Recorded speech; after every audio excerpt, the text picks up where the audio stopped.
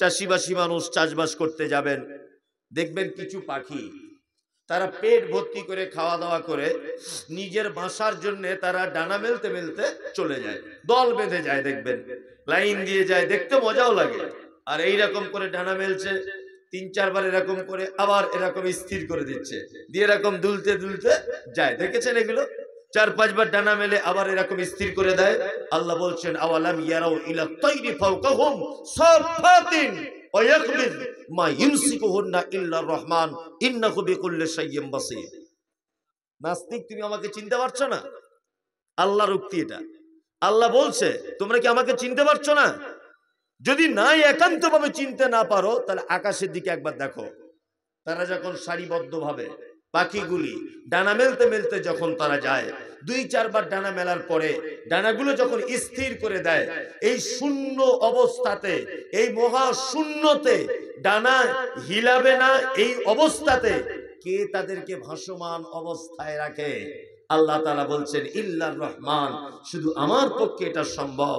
কার পক্ষে সম্ভব? আল্লাহর পক্ষে সম্ভব। আলহামদুলিল্লাহ, পরিবেশ খুব সুন্দর, ধৈর্যের পরিচয় দিলেই হবে। কথা হচ্ছে এই পবিত্র আল কোরআন সম্পর্কে আল্লাহ সুবহানাহু ওয়া তাআলা বলছেন নাহনু নাকুসসু আলাইকা হাসানাল কসাস বিমা আওহাইনা ইলাইকা হাযাল কোরআন। সারা পৃথিবীতে যত গদ্য পদ্য উপন্যাস আবৃত্তি কবিতা যা কিছু আছে, সর্বশ্রেষ্ঠ গল্প, সর্বশ্রেষ্ঠ কথা বা উপদেশ আল্লাহ সুবহানাহু ওয়া তাআলা ওহীর মাধ্যমে মুহাম্মদ সাল্লাল্লাহু আলাইহি ওয়াসাল্লামকে যেটা দিয়েছেন আল কোরআন। কোরআনের থেকে সুন্দর কোনো কথা ছন্দ পৃথিবীর লেখা কোনো লেখকের বইয়ে আর হতে পারে না। সত্যি এটা একটি আশ্চর্য কিতাব, মারাত্মক আশ্চর্য। নাম্বার 2, আল্লাহ সুবহানাহু ওয়া তাআলা পবিত্র আল কোরআনের ভিতরে বলছেন হুদাল লিন-নাস, এটা মানুষের হেদায়াতের জন্য একটি কিতাব। একটা মানুষ জন্ম থেকে নিয়ে মৃত্যু পর্যন্ত পৃথিবীর কোন বই, কোন অন্য জ্ঞান অর্জন করে সঠিক রাস্তায় নিজেকে পরিচালিত করবে এইরকম 100% কোন সিওরিটি বিদ্যা পৃথিবীতে নেই। কিন্তু একটা মানুষ যদি পৃথিবীর সমস্ত জ্ঞানকে উপেক্ষা করে শুধুমাত্র কোরআন মাজিদের জ্ঞানটাকেই যদি অধ্যয়ন করে, তাহলে সঠিক রাস্তা পাওয়ার জন্য একটা মানুষের জীবনে এই কিতাবটাই যথেষ্ট, পৃথিবীর অন্য কোন সাবজেক্টের প্রয়োজন হবে না। হবে না। একজন ডাক্তার, ডাক্তারি ডিপার্টমেন্টে অনেক প্ল্যাটফর্ম আছে, অনেক ভাগ আছে। কেউ হার্ট স্পেশালিস্ট, সে শুধু হার্টের ডিপার্টমেন্টটাই বুঝে, কিন্তু তাকে যদি ব্লাড ক্যান্সারের একটা রোগীকে যদি তার কাছে দেওয়া হয়, তার কাছে ওটা সম্ভব নয়। একজনের চোখের ডাক্তার, আর তাকে যদি কিডনির অসুখের জন্য যাওয়া হয়, তার কাছে কি উপকৃত হবে না একটা মানুষ? হবে না। কিন্তু তিনি একজন জ্ঞানী মানুষ, তারপরেও তিনি একটা ডিপার্টমেন্টের জন্য জ্ঞানটাকে বেছে নিয়েছেন, শুধু চোখের জন্য, কেউ শুধু হার্টের জন্য, কেউ কিডনির জন্য, কেউ সুগার স্পেশালিস্ট, কেউ জেনারেল ফিজিশিয়ান। এই ডিপার্টমেন্ট আছে না? আছে। আর পৃথিবীতে একটি মাত্র সাবজেক্ট, যে সাবজেক্টের ভিতরে A to Z বিষয়ের জ্ঞান আছে, তার নাম আল কোরআন। দেখবেন আমাদের মাধ্যমিকের পরে যে ছাত্ররা স্কুলে যায়, কলেজে যায়, তাদেরকে যে কোনো একটা বিষয় নিয়ে এগিয়ে যেতে হয়। কেউ অঙ্ক নিয়ে পড়ে, কেউ বাংলা নিয়ে পড়ে, কেউ সায়েন্স নিয়ে পড়ে, কেউ ইংরেজি নিয়ে পড়ে, বিভিন্ন ডিপার্টমেন্ট থাকে, সেগুলো একটার দিকে লক্ষ্য করে এগিয়ে যেতে হয়, তাই না? কিন্তু পবিত্র আল কোরআন এমন একটি কিতাব, এর ভিতরে বিজ্ঞান পাবেন, এর ভিতরে মহাকাশের জ্ঞান পাবেন, এর ভিতরে সমাজের নীতির কথা পাবেন, পারিবারিক নীতির কথা পাবেন, স্রষ্টার পরিচয়ের কথা পাবেন, এক অপরে ভ্রাতৃত্বের বন্ধন অটুট রাখা যায় তার পরামর্শ পাবেন। আপনার এ টু জেড বিষয় আল্লাহ সুবহানাহু ওয়া তাআলা বলছেন তিবিয়ানা লিকুল্লি শাই। এমন একটি বিষয় নেই যে আমি আল্লাহ সুবহানাহু ওয়া তাআলা পবিত্র আল কোরআনের ভিতরে লিপিবদ্ধ করিনি। শুধু বিষয়গুলো লিপিবদ্ধ করেছি তা নয়, এমনও ক্ষুদ্রতম জিনিস দিয়ে তোমাদেরকে বোঝানোর চেষ্টা করেছি যেটা মানুষের কাছে অবজ্ঞা এবং মানুষের কাছে একটা ক্ষুদ্রতম জিনিস, তারপরে আমি আল্লাহ পবিত্র আল কোরআনে মানুষের বোঝার জন্য সেই জিনিসটা দৃষ্টান্ত স্বরূপ পেশ করে দিয়েছি। আল্লাহু আকবার। বর্তমানে নাস্তিক পাওয়া যায়, কিছু নাস্তিক আছে না, আর যত নাস্তিকদের আমদানি সব দেখবেন বাংলাদেশে বেশি। যত নাস্তিকদের আমদানি বাংলাদেশে বেশি। নাস্তিক তাদের একটা ধারণা যা কিছু হয় এমনিতেই হয়, স্রষ্টা বলে কেউ থাকে না। আরে যে নাস্তিক ও গাধা না হলে নাস্তিক হতে পারবে না।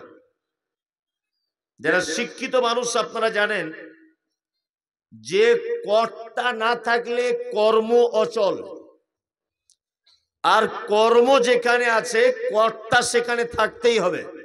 হবে না? হবে। এই যে আমার বক্তব্যটা আপনারা শুনতে পাচ্ছেন, নিশ্চয়ই কোনো একজন ব্যক্তি বলছে, তবে এ কিন্তু আপনাকে শোনাচ্ছে। আমি চুপচাপ বসে থাকবো, দেখি ও আমার মনের কথাটা কি করে বলে দিতে পারে। পারবে? পারবে না। আপনি আজকে খাসির মাংস দিয়ে ভাত খেলেন, খুব টেস্ট মাংসটা। আচ্ছা বলুন তো, এই মাংসটা যে টেস্ট, তার পিছনে একজন রাঁধুনিকে খুঁজে পাওয়া যাবে কি যাবে না? যাবে। আপনি এখন গান শুনছেন, এ দুনিয়া এ মাহফিল তেরি কাম কি নেহি, গান শুনছেন মনোযোগ দিয়ে। বলুন এই গানের পিছনে একজন গায়ককে খুঁজে পাওয়া যাবে কি যাবে না? যাবে। একটা মানুষ নাস্তিক হয় কি করে? এই যে পূর্ব দিকে সূর্য উঠছে, পশ্চিম দিকে নির্দিষ্ট টাইমে আবার চলে যাচ্ছে, অন্ধকার ছেয়ে আসছে, তাই না? আচ্ছা এই সূর্যটা উঠবে, একে ঘুরিয়ে ঘুরিয়ে পশ্চিম দিকে নিয়ে যেতে হবে, এটা একটা প্রতিদিনের জন্য কাজ কি কাজ নয়? কাজ। কাজ যখন এটা, এর পিছনে একটা কর্তা থাকতে হবে কি হবে না? হবে। তার মানে এর পিছনে যিনি কর্তা তিনি কে? আল্লাহ। আল্লাহ সুবহানাহু ওয়া তাআলা স্রষ্টাকে চেনার ব্যাপারে একটা কথা পবিত্র আল কোরআনে সামান্য ব্যাপার নিয়ে আলোচনা করছেন। দেখুন কত আশ্চর্য একটা কথা। ঠিক মাগরিবের আগে মাঠে যাবেন বেড়াতে, চাষিবাসী মানুষ চাষবাস করতে যাবেন, দেখবেন কিছু পাখি তারা পেট ভর্তি করে খাওয়া দাওয়া করে নিজের বাসার জন্য তারা ডানা মেলতে মেলতে চলে যায়, দল বেঁধে যায়, দেখবেন লাইন দিয়ে যায়, দেখতে মজাও লাগে। আর এইরকম করে ডানা মেলছে, ৩-৪ বার এরকম করে আবার এরকম স্থির করে দিচ্ছে, দিয়ে এরকম দুলতে দুলতে যায়। দেখেছেন এগুলো? ৪-৫ বার ডানা মেলে আবার এরকম স্থির করে দেয়। আল্লাহ বলছেন আওয়ালাম ইয়ারাউ ইলা তাইরি ফাওকাহুম সাফাতিন ওয়া ইয়াকবিদ মা ইউমসিকুহুন্না ইল্লার রহমান ইন্নাহু বিকুল্লি শাইইন বাসীর। নাস্তিক, তুমি আমাকে চিনতে পারছো না? আল্লাহর উক্তি এটা। আল্লাহ বলছে তোমরা কি আমাকে চিনতে পারছো না? যদি নাই একান্তভাবে চিনতে না পারো, তাহলে আকাশের দিকে একবার দেখো। তারা যখন সারিবদ্ধভাবে পাখিগুলি ডানা মেলতে মেলতে যখন তারা যায়, ২-৪ বার ডানা মেলার পরে ডানাগুলো যখন স্থির করে দেয়, এই শূন্য অবস্থাতে, এই মহা শূন্যতে ডানা হিলাবে না, এই অবস্থাতে কে তাদেরকে ভাসমান অবস্থায় রাখে? আল্লাহ তাআলা বলছেন ইল্লার রহমান, শুধু আমার পক্ষে এটা সম্ভব। কার পক্ষে সম্ভব? আল্লাহর পক্ষে সম্ভব। আমি সেই পবিত্র গ্রন্থ মুকুট থেকে আপনাদের সামনে আলোচনা করব ইনশাআল্লাহ। সর্বপ্রথম একটা কথা বলেছি, হুদাল্লিন নাস, এটা মানুষের জন্য হেদায়াত একটি কিতাব। এখানে শব্দ চয়ন করা হয়েছে মানুষ, তার মানে মানুষ বলতে হানাফি, সাফি, মালিকি, হাম্বলি, দেওবন্দি, হিন্দু, মুসলিম, কাওড়া, মুচি, ছুতর, মেতর, সবাই, সবার জন্য একটি হেদায়েতের কিতাব, তাই না? চলুন আমরা পবিত্র আল কোরআন, খুব মধুর বাণী, এটা আমরা সকলেই পছন্দ করি এবং মহব্বত করি, তাই না? করি। আমরা মানুষের ভিতরে কিছু কিছু উপাধি দেখতে পাই, কিছু কিছু উপাধি, যেমন যে অসুস্থ হলে ইনজেকশন দেয়, ট্যাবলেট লিখে দেয়, সিরাপ দেয়, আর থার্মোমিটার দিয়ে জ্বর মাপে, একে কি বলে? ডক্টর বলে, তাই না? এ হচ্ছে ডক্টর। তা ডক্টর উপাধিটা এটা ভালো না খারাপ? খারাপ। আর যিনি সরকারি স্কুলে চাকরি করেন ওনাকে কি বলেন? মাস্টার মশাই। মাস্টার একটা আশ্চর্য উপাধি। বেটাকেও বলতে হয় স্যার, বাপও বলে স্যার, ওর মাও বলে স্যার, ওর বড় দাদা বলে স্যার, ওর গোষ্ঠীর সবার স্যার। এটা একটা ভালো সম্মানের শব্দ, মাস্টার মশাই, তাই না? আচ্ছা, এটা এই উপাধিটা ভালো না খারাপ? ভালো। আর একটা উপাধি আছে, জলসা শুনতে এসে কারু সাইকেল চুরি করেছে, তার নাম কি? চোর। আচ্ছা, এটা ভালো না খারাপ? খারাপ। খারাপ। আর একটা উপাধি আছে, কিছু লোক ওই কারোর বাথরুম ঘর বা পায়খানার চেম্বার গুলো ভর্তি হয়ে গেলে বালতি নিয়ে পরিষ্কার করে, কি বলে? মেথর। এটা ভালো না খারাপ? এটা সাধারণত খারাপই, শুনতে খারাপই লাগে, লাগে না? আচ্ছা বলুন, এবার বলি, মেথর, চোর, মাস্টার, ডাক্তার, এরা কি আলাদা আলাদা প্রাণী না সবাই মানুষ? সবাই মানুষ। এক একজনের কর্মের কারণে তার উপাধি চেঞ্জ হয়েছে। মাস্টার হলে সবাই স্যার বলে ডাকে, চোর হলে পাবলিকের মার, কেওড়া তলার পার, তাই না? যেইখানে যাবে মার, ওটা তার মানে ভালো না। আল্লাহ সুবহানাহু ওয়া তাআলা মানুষের জন্যই কোরআন অবতীর্ণ করেছে, তবে আল্লাহ তাআলা এই মানুষের আবার বিভিন্ন নাম দিয়ে ডেকেছেন কোরআন মাজিদে, ডেকেছেন না? কোথাও বলেছেন মুমিনুন, মানুষ মোমেন বলেছে না? কোথাও বলেছেন মুশরিকুন, মুশরিক। কোথাও আবার বলেছেন কাফিরুন, কাফের। কোথাও কি বলেছে? মুত্তাকিন, মুত্তাকি। আবার কোথাও কি বলছেন? মুনাফিকুন। আবার কোথাও বলছেন ফাসিকুন। এসবগুলো আছে না নেই? সব নাম দিয়ে আল্লাহ তাআলা এক এক করে মানুষকে ডেকেছেন। আচ্ছা বলুন, মুত্তাকি, মুনাফিক, মুমিন, ফাসিক, সাবি, যত শব্দ দিয়ে মানুষকে সম্বোধন করা হয়েছে, প্রত্যেক শব্দগুলোর পিছনে কারণ আছে না নেই? আছে। আর প্রত্যেক শব্দগুলোর যে ব্যক্তিদেরকে বোঝানো হয়েছে, ওই ব্যক্তিরা সবাই কি ভালো না কিছু মন্দ আছে? মন্দ আছে, ভালো আছে। এবার আমি আপনাদেরকে আল্লাহর দেওয়া কিছু নাম, উপাধি, তার একটু ব্যাখ্যা বিশ্লেষণ করে দেই। এক, পবিত্র আল কোরআনে শব্দ এসেছে মুনাফিকুন, আছে? মুনাফিক চিনেন এদেরকে? চেনেন? বলছে চেনেন? আপনি চেনেন না, লোকে বলে তাই আপনিও বলেন, অরিজিনালি আপনি চেনেন না। মুনাফিক চিনে নেন। এইদিকে নিফাক, আলেমরা যারা আছেন ভালো জানেন, নিফাক এটা একটা চৌমাথা, তিন মাথার মোড়। অনেক সময় চৌমাথার মোড় বলে, চারদিকে রাস্তায় যায় বলে। এই চৌমাথা বা তিন মাথাকে আরবিতে কি বলে জানেন? নিফাক। নিফাক মানে একই জায়গা থেকে দুই তিন দিকে জায়গায় যাওয়া যায়। এটা একটা রাস্তা, একটা মানিকচক, একটা রতুয়া, ওই একটা হরিশ্চন্দ্রপুর, একটা ডাইরেক্ট মালদা। আরবিতে এই জায়গাটাকে বলা হয় নিফাক, মানে যে জায়গা থেকে তিন চার দিকে বেরিয়ে যাওয়া যায়, এই জায়গাটার নাম নিফাক। মুনাফিক, মুনাফিক ওই লোক যে একটাই জবান থেকে একই ব্যক্তির ব্যাপারে সময়ের পরিবর্তনে দু তিন রকমের কথা প্রয়োগ করে, এ হচ্ছে পাক্কা মুনাফিক। কি বললাম বুঝলেন? এটা আমি অনেক জায়গাতে বলি, তারপরেও আজকে বলে দিই। ফজরের নামাজ পড়েছে মসজিদে, নামাজ পড়ার পরে বলছে আসসালামু আলাইকুম, ওয়ালাইকুম আসসালাম। সত্যি ইমাম সাহেব আপনার মতো ভালো লোক হয় না। 30 বছর নামাজ পড়ছি তো, আপনার মতো ইমানদার লোক, আর আপনার গলার যা কণ্ঠ, আলহামদুলিল্লাহ অনেকদিন পরে যোগ্য ইমাম পেয়েছি আমরা, আমরা গ্রামবাসী খুব ধন্য। ইমাম সাহেবকে বলে চলে গেল বাড়ি। আর ইমাম সাহেবের বউ 10টার সময় ফোন করে বলছে, হ্যাঁ গো, বড় ছেলেটার এই পর্যন্ত 23 বার পায়খানা হয়েছে, পাতলা, মনে হয় মরে যাবে, তাড়াতাড়ি বাড়ি এসো। ও ছুটি নিতে টাইম পায়নি, অন্যজনা সাইকেল নিয়ে তাড়াতাড়ি করে বাড়ি চলে গেছে। যে লোকটা এশার নামাজের পরে বা ফজরের নামাজের পরে ইমাম সাহেবের প্রশংসা করছিল, ওই লোকটা জোহরে এসে দেখছি ইমাম সাহেব নাই, কোনো কারণে বাড়ি চলে গেছে। ওই লোকটাই তখন মসজিদের ভিতরে বলছে, সবই ভালো, কামাই বেশি করে, ছুটি বেশি নিচ্ছে, পাল্টে দিলেই ভালো হয়। এ হচ্ছে পাক্কা মুনাফিক। একে পাক্কা মুনাফিক, শুধু মুনাফিক না, এ পাক্কা মুনাফিক। একই ব্যক্তির জন্য, একটাই মানুষের জন্য, শুধুমাত্র সময়ের পরিবর্তনের ফলে দুই রকমের কথা, সামনে একরকম পিছনে আর এক রকমের কথা বলে। এরকম লোক আছে না নেই? আছে। বাজারে সব থেকে বেশি এরা, সব থেকে বেশি। চলুন বাহ্যিক দৃষ্টিতে মুনাফিক চিনবেন কেমন করে।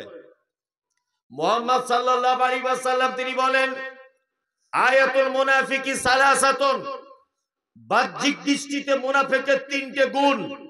1, কথা বললে মিথ্যা কথা বলে। 2, ওয়াদা করলে খেলাফ করে। 3, গচ্ছিত মাল রাখতে দিলে খিয়ানত করে। 4, আরেকটা হাদিসে শব্দ বাড়ানো হয়েছে, ঝগড়াঝাটি হলে, অশান্তি হলে গালাগালি করে, অকথ্য ভাষাতে কথাবার্তা বলে। এটা হচ্ছে মুনাফিকের চিহ্ন বাহ্যিক দৃষ্টিতে। এইবার আপনাকে আবার বলি, একটা লোক মিথ্যা কথা বলে না, একটা লোক ওয়াদা খেলাপ করে না, একটা লোক আমানত ঠিকঠাক রাখে, কিন্তু লোকটা ঝগড়া হলে গালাগালি করে, এ কি মুনাফিক? 3টে গুণ নাই, একটা আছে, ও মুনাফিক। আমার ছোটবেলাতে মায়েদের মুখে গল্প শোনা, যে শরীরে যখন ফোঁড়া হয়, এই ফোঁড়া টিপে বার করে দিতে হয়, আর বাচ্চাটা যদি কাঁদে তবুও 4-5 জন ধরে হাত পা বেঁধে হোক, ফোঁড়ার ভিতরে একটা বীজ মতো থাকে না, ওইটা বার করতে হয়। মা চাচিরা বলে যে ওইটা বার না করে দিলে ওই ফোঁড়া আবার অন্য জায়গায় গিয়ে উঠবে, বলে না? ওই জন্য কি করে, দড়ি টড়ি বেঁধে দিয়ে হলেও ওর টিপে 12টা বাজিয়ে ওর একেবারে দানা বার করে দিয়ে ছাড়বে, তাই না? ঠিক কেমন ওই বীজ যদি বার না করা হয় অন্য জায়গাতে যেমন ফুটবে, ঠিক তেমন এর ভিতরে 3টে গুণ নেই, একটা গুণ আছে। তার মানে মুনাফিকের বীজ বা দানা ওর ভিতরে রয়েছে, এই দানাকে টেনে বার করতে হবে আগে। কি বললাম বুঝতে পারছেন? আর একটা কথা বলে দিই, এদেরকে অন্তরের দিক দিয়ে মুনাফিক কেমন। 1, আল্লাহ বলছেন, ওমিনান নাসি মাইয়াকুলু আমান্না বিল্লাহি ওয়া বিল ইয়াউমিল আখিরি ওয়া মা হুম বিমুমিনিন। এক শ্রেণীর মানুষ আপনার কাছে আসে, এসে কি বলে? এসে বলে আমরা আখিরাতকে বিশ্বাস করি, আপনাকেও বিশ্বাস করি নবী বলে, আল্লাহকেও বিশ্বাস করি একজন আল্লাহ বলে। আল্লাহ তারপরে বলছে ওয়া মা হুম বিমুমিনিন, তারা কেউ মুমিন নয়। তারা আপনার কাছে অভিনয় করছে মোমেনের। আপনার যত গোপন তত্ত্ব, সমস্ত তত্ত্ব আবু জেহেল আবু লাহাব তাদের কাছে গোপনে সব পাঁচ করে দিচ্ছে। এরা হচ্ছে পাক্কা মুনাফিক। এরকম লোক আছে না নেই? সামনে সালাম আলাইকুম, পিছনে বাঁশলিয়ে দাঁড়িয়ে আছে, আছে না এরকম লোক? আছে। সামনে মিষ্টি মিষ্টি কথা আর অন্তরে বিষ। মুখে খুব মধু, অন্তরে কি বিষ। ইসলামের যত সর্বনাশ করেছে, সমস্ত সর্বনাশের মূলে এই মুনাফিকদের হাত আছে, আছে না নেই? আছে। দুটো একটা দৃষ্টান্ত পেশ করি। 1, ডাক্তার জাকির নায়েক, ভারতবর্ষের একটা রত্ন বলা যেতে পারে, বলা যেতে পারে না, রত্নই বটে, তাই না? এই মুহূর্তে সারা পৃথিবীর কোনো বিদ্যা নেই যে ওর সামনে দাঁড়াতে পারবে, এরকম কোনো বিদ্যা নেই, এটা আল্লাহর পক্ষ থেকে। যদিও আমাদের দেশ থেকে লোকটাকে তাড়িয়ে দেওয়া হলো। প্রথম যখন তাড়িয়ে দেওয়া হলো তখন আমি বক্তব্যের ফিল্ডে বলেছি যে এর জন্য দায়ী হচ্ছে সরকার, এর জন্য দায়ী নরেন্দ্র মোদী, এর জন্য দায়ী অমিত বাবু, এর জন্য দায়ী আপনার দিলীপ বাবু, এই সব বক্তব্য রেখেছি। তারপরে অনেক চিন্তা ভাবনা করে এবং ওনার খুব কাছের মানুষদের কাছে গল্প শুনে আমি যা এই পর্যন্ত বুঝতে পারলাম, তাতে করে ভারতবর্ষের মাটি থেকে এই লোকটাকে তাড়ানোর মূলে সব থেকে বড় যারা দায়ী, দাড়িওয়ালা, টুপিওয়ালা, বড় পাঞ্জাবি পরনেওয়ালা, নামধারী আলেমের নামে মুনাফিক, এদের সব থেকে বেশি দায়ী। সব থেকে বড় অপরাধ এরা করেছে। বাংলাদেশের প্রখ্যাত আলেম আব্দুর রাজ্জাক বিন ইউসুফ ইন্ডিয়া আসার ভিসা পায় না। কেন কেন ভিসা পাচ্ছে না কেন? এই যে কিছু পীর ফকির, আলা হজরত, অমুক শরীফ তমুক শরীফ, বড় পাঞ্জাবি পরে এই হারামখোরেরাও কাজতে দিচ্ছে না। আল্লামা দেলওয়ার হোসেন সাইদি ওর জীবনে কোনোদিন ইন্ডিয়াতে আসতে পারেননি। কারণ কি? এই মুনাফিকদের কারণে। উপরে দাড়ি টুপিওয়ালা লোক, কোনো সমস্যা নেই, কিন্তু ভিতরে মুনাফিক রয়েছে, নিফাক রয়েছে। আল্লাহ সুবহানাহু ওয়া তাআলা মুনাফিকদের ব্যাপারে বলছেন অনেক কথা, আমি একটা একটা করে বলছি। নাম্বার 1, বলুন পৃথিবীর সব থেকে বড় পাপের নাম কি? শিরক। হ্যাঁ, আপনারা খুব ভালো বলতে পারছেন। শিরিক হচ্ছে পৃথিবীর সব থেকে বড় পাপ। শিরিক করে একটা মানুষ জাহান্নাম যেতে পারে। 2, সুদ, কাবিরা পাপ, বড় পাপ। সুদ কেউ যদি খায় ও জাহান্নাম যাবে। পিতামাতার অবাধ্য হওয়া, এটা বড় পাপ। এ পাপ কেউ করলে একটা মানুষ জাহান্নাম যাবে। তারপরে মদ পান করা পৃথিবীর 3য় বড় পাপ, এটা করলে মানুষ জাহান্নাম যাবে। মিথ্যা সাক্ষ্য দেওয়া, অন্যায়ভাবে কাউকে হত্যা করা, এতিমের মাল ভক্ষণ করা, চক্রবৃদ্ধি হারে সুদ খাওয়া, ব্যভিচার করা, এইগুলো হচ্ছে পাপের জগতের সব থেকে বড় বড় পাপ, তাই না? এই পাপগুলো করলে একটা মানুষ স্বাভাবিক গতিতে জাহান্নামে যাবে। তবে জাহান্নামের কোন জায়গায় থাকবে এ কথা আল্লাহ তাআলা বলছেন না। কোথায় থাকবে এ কথা আল্লাহ বলছে না, কিন্তু মুনাফিকদের ব্যাপারে বলছেন ইন্নাল মুনাফিকিনা ফিদ দারকিল আসফালি মিনান নার। মুনাফিকরা এত নিকৃষ্ট যে এরা জাহান্নামের একেবারে নিম্ন স্তরে থাকবে। মতাল, সুদখোর, ব্যভিচারখোর, যত পাপ, তারা জাহান্নামে হয়তো যাবে, কিন্তু আল্লাহ মুনাফিকদের ব্যাপারে বলছে এরা জাহান্নামের একেবারে নিচেতে থাকবে। তার মানে সব থেকে নিকৃষ্ট পাপী হচ্ছে এরা। নাম্বার 2, আমি কোটি কোটি টাকা সুদ খেয়ে মারা গেছি। ভালো করে বুঝবেন, সুদ খেয়ে মারা গেছি, আমি ব্যভিচার করে মারা গেছি, আমি চুরি করে মারা গেছি, আমি অন্যায়ভাবে কাউকে হত্যা করে মারা গেছি। বলুন তো আমার জানাজা পড়া যাবে কি যাবে না? যাবে? ভয়ে বলছে না যে গোলমাল হয়ে যায়। আরে যাবে, কোনো সমস্যা নেই, যাবে।